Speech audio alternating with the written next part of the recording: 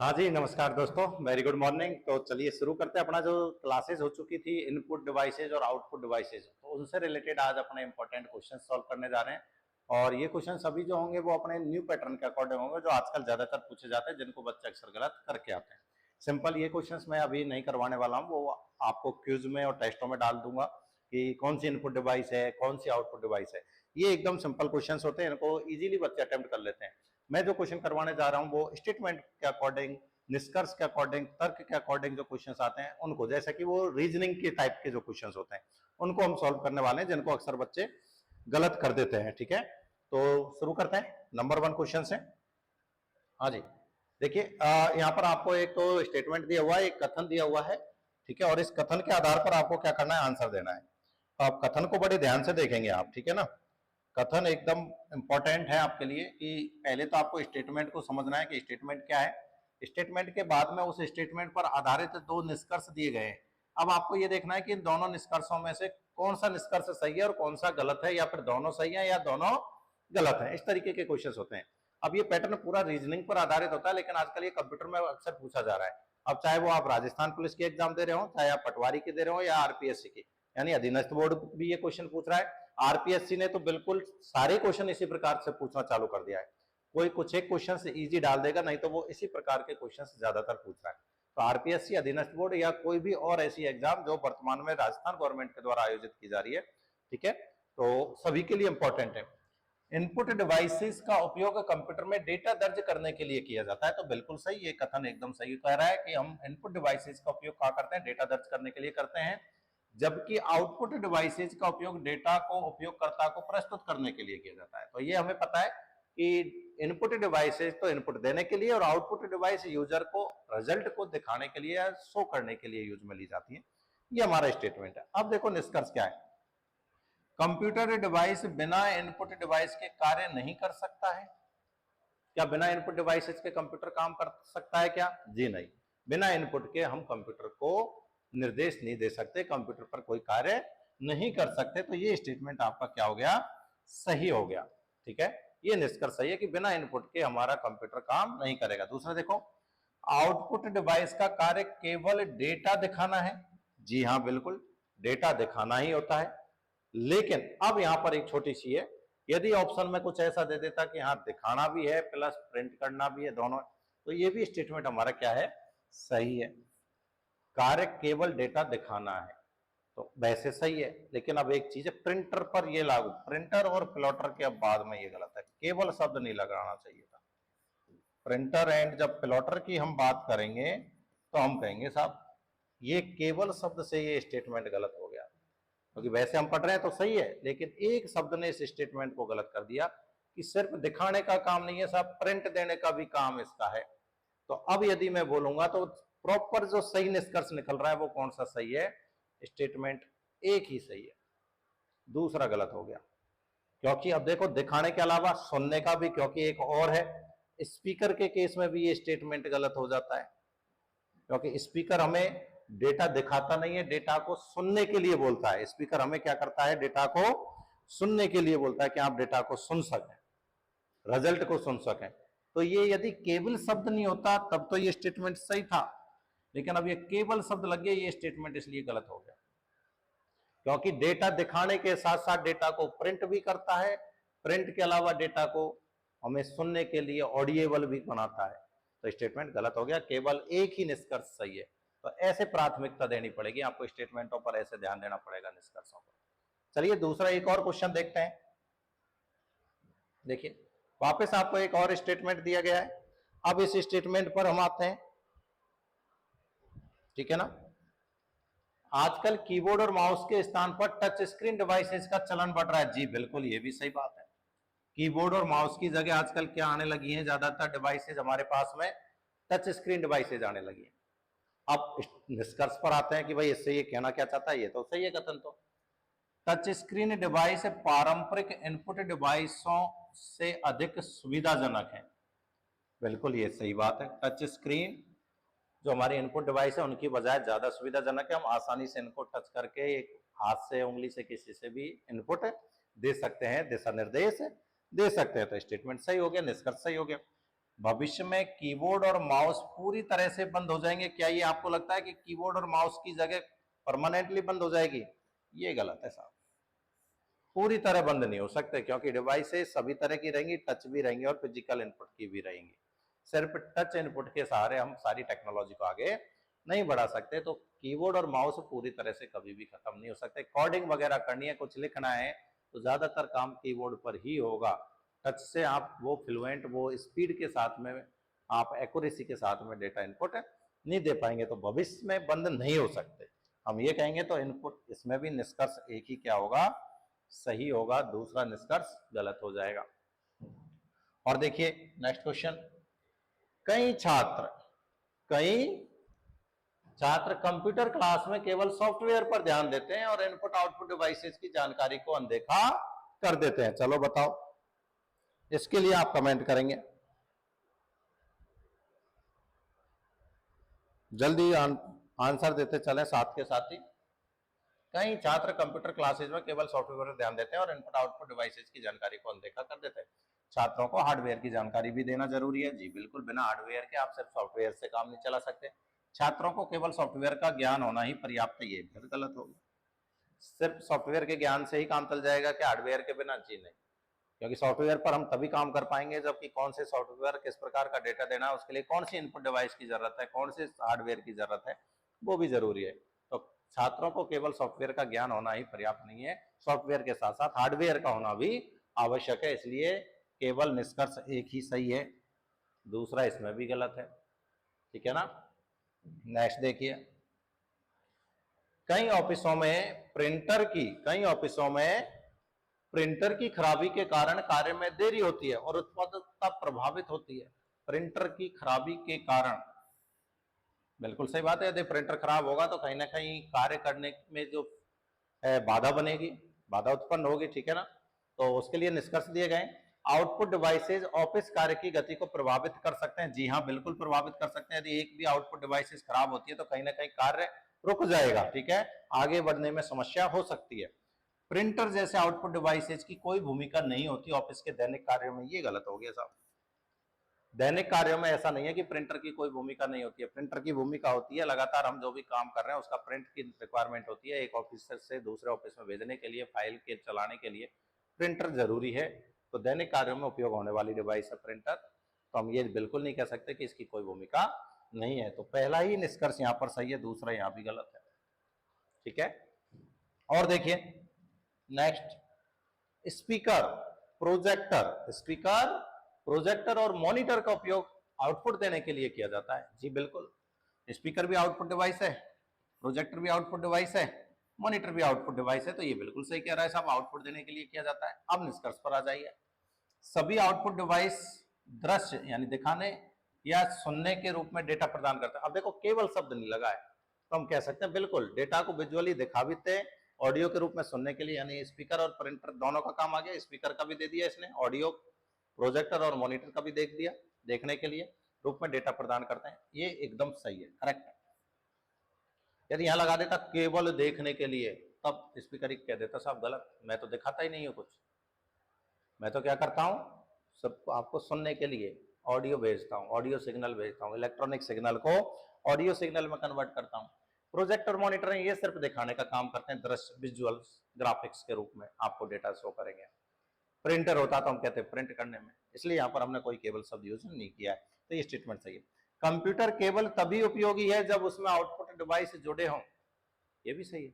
यदि output device जुड़े हुए ही नहीं होंगे तो कंप्यूटर का उपयोग कैसे पता चलेगा हमारा रिजल्ट क्या आ रहा है। हम कुछ दिशा निर्देश दे रहे हैं, कुछ प्रोसेसिंग कर रहे हैं, कोई डेटा इनपुट में दे रहे हैं, तो उसका रिजल्ट हमें क्या मिल रहा है, तो ये हम बिना आउटपुट डिवाइस के पता नहीं लगा सकते। तो बिल्कुल कंप्यूटर तभी उपयोगी है जब उसमें इनपुट भी हो, आउटपुट भी हो और प्रोसेसर भी हो, तभी वो कंप्यूटर है।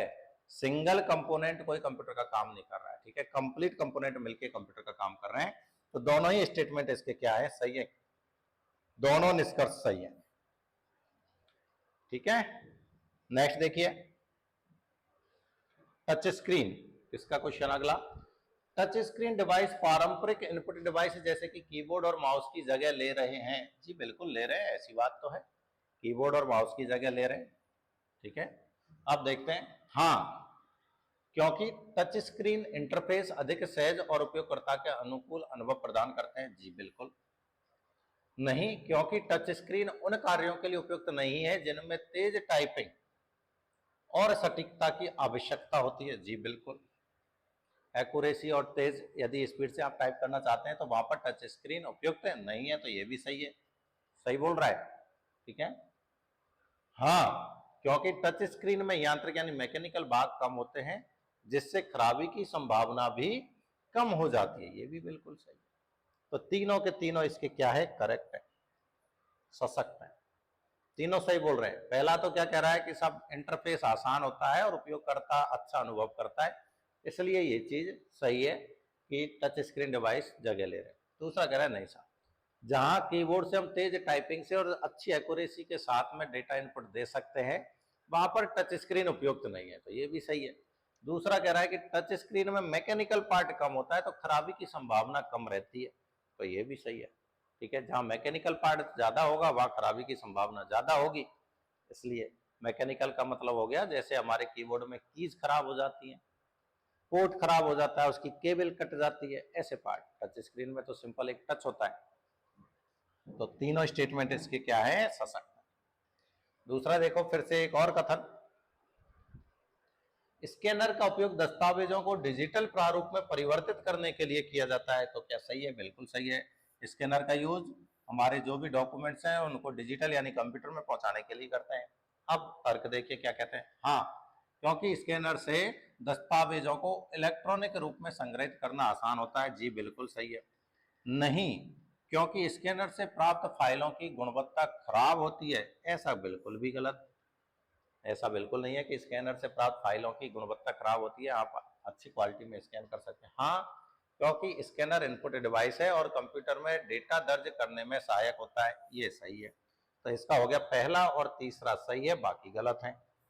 ऑप्शन नंबर बी दूसरा गलत हो गया। तो गुणवत्ता खराब नहीं होती है स्कैनर, वो आप कौन सा स्कैनर यूज कर रहे हैं, अच्छा स्कैनर यूज करो तो अच्छी क्वालिटी मिलेगी आपको।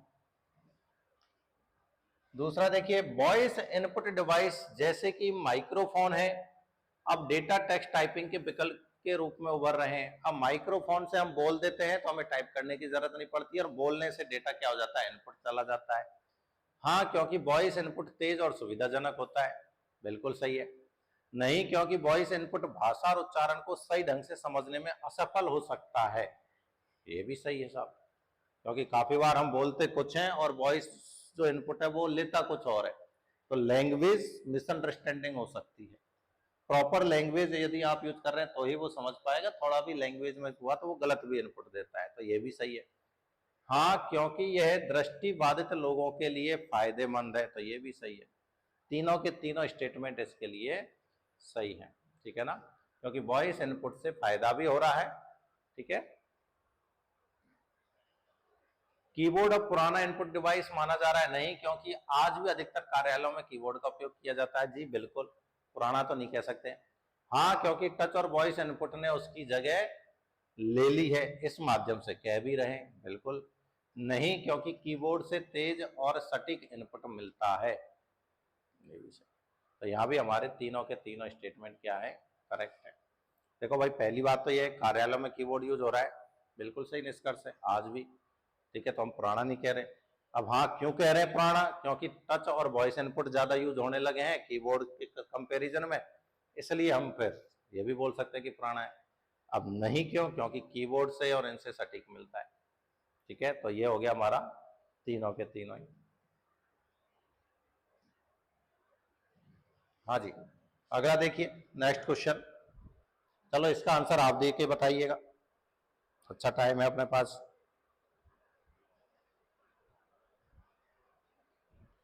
बहुत से छात्र कंप्यूटर पर कार्य करते समय माउस का सही उपयोग नहीं कर पाते, जिससे उनका कार्य धीमा हो जाता है। किसका, माउस का सही से उपयोग, माउस से कभी इधर भाग जाता है कर्सर, कभी उधर भाग जाता है, तो सही यूज नहीं कर पा रहे, तो इसका क्या सॉल्यूशन है। कार्यवाही समस्या का निदान पूछ रहा है, क्या करना चाहिए, छात्रों को माउस के उपयोग के लिए विशेष प्रशिक्षण दिया जाना चाहिए। जी हाँ, बिल्कुल दिया जाना चाहिए। स्कूलों को केवल टच स्क्रीन आधारित कंप्यूटर सिस्टम का उपयोग शुरू कर देना चाहिए। जी नहीं, ऐसा बिल्कुल नहीं, सिर्फ टच स्क्रीन के भरोसे नहीं, सबका ज्ञान होना जरूरी है। तो जिस चीज में स्टूडेंट की कमजोरी है उसको ट्रेनिंग दी जाए, उसको सिखाया जाए कि कैसे यूज करना है। तो पहली कार्रवाई सही है, दूसरी कार्रवाई गलत है, केवल एक। नेक्स्ट देखिएगा। हाँ जी, अब देखो क्वेश्चन क्या कह रहा है। क्वेश्चन कह रहा है कि बढ़ती टेक्नोलॉजी के बावजूद बहुत से सरकारी कार्यालयों में अभी भी पुराने और धीमे इनपुट डिवाइसेज इस्तेमाल हो रहे हैं, जिससे कार्य क्षमता प्रभावित हो रही है। जी हाँ, अब कार्रवाई क्या की जाए जिससे कि कार्य क्षमता प्रभावित नहीं हो। तो सभी सरकारी कार्यालयों को नए और तेज इनपुट डिवाइस दिए जाने चाहिए। बिल्कुल सही है। पुराने डिवाइसेज की मरम्मत कर उन्हें ही फिर से उपयोग में लाना चाहिए। जी नहीं, यदि सरकारी कार्य है और उसमें लगातार बाधा उत्पन्न हो रही है, कार्य प्रभावित हो रहा है, तो बेहतर है कि हम उन पुरानों को नई टेक्नोलॉजी के हिसाब से नए इंस्ट्रूमेंट में कन्वर्ट करें, बदल दें। ठीक है, तो केवल एक ही जो है कार्रवाई सही की जाएगी। दूसरा देखें। हाँ जी, नए कर्मचारियों को बारकोड स्कैनर, बताओ जल्दी से, बारकोड ये वाला जो दुकानों में, शोरूमों में, शॉपिंग मॉलों में आप यूज करते हैं बिल बनवाते समय, तो ये हो गया आपका बारकोड। और अन्य इनपुट डिवाइसेज के बारे में जानकारी नहीं है, जिससे डेटा एंट्री में देरी हो रही है। बताओ क्या करें।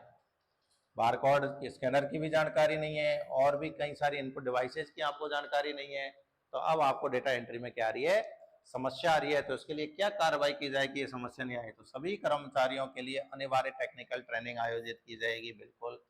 डेटा एंट्री का काम केवल अनुभवी कर्मचारियों को सौंपा जाए। जी नहीं, अनुभवी कर्मचारी तो कल को रिटायर्ड हो जाएंगे, तो नए कर्मचारी सीख ही नहीं पाएंगे। तो बेहतर है कि हम नए कर्मचारियों को क्या करें, सिखाएं कि आप भी सीखिए। तो उनके लिए अलग से टेक्निकल ट्रेनिंग आयोजित की जानी चाहिए। तो सिर्फ और सिर्फ पहली कार्रवाई ही उचित है, बाकी दूसरी कार्रवाई उचित नहीं मानी जाएगी।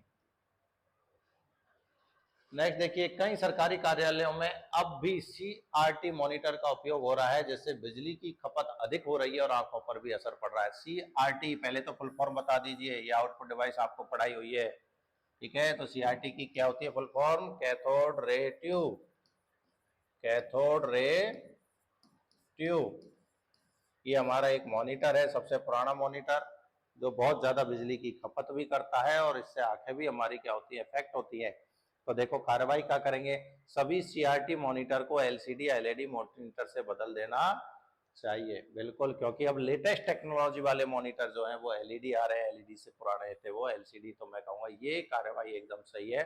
दूसरी क्या है, कर्मचारियों को CRT मॉनिटर के सुरक्षित उपयोग के लिए प्रशिक्षित करना चाहिए। जी नहीं, ठीक है, CRT जब प्रशिक्षित सिर्फ सुरक्षित से लेकर बिजली की खपत तो तब भी हो रही है, और सुरक्षित कब तक रखोगे, जब नई टेक्नोलॉजी के आ चुके हैं तो उनको अपग्रेड कीजिए। ठीक है, कब तक पुरानों से काम चलाएंगे, तो ये गलत हो गया। कार्रवाई एक ही इसमें ठीक होगी।